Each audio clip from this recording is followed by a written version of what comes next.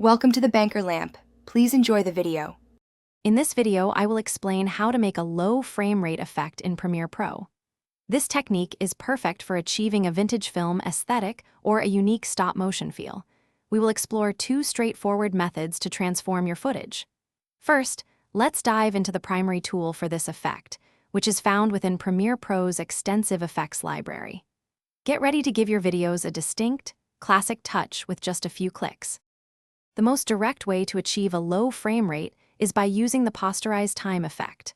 Navigate to your effects panel and search for it. Once found, simply drag and drop this effect directly onto your desired video clip on the timeline. In the Effect Controls panel, locate the frame rate property. Adjust this value to something low, such as 8 or 12 frames per second, to instantly see the choppy, stylized motion take effect in your preview window. While posterized time creates the core effect, you might want to refine the motion. Frame blending can help smooth out the transitions between the fewer frames.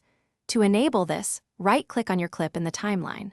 From the context menu, navigate to Time Interpolation and then select Frame Blending.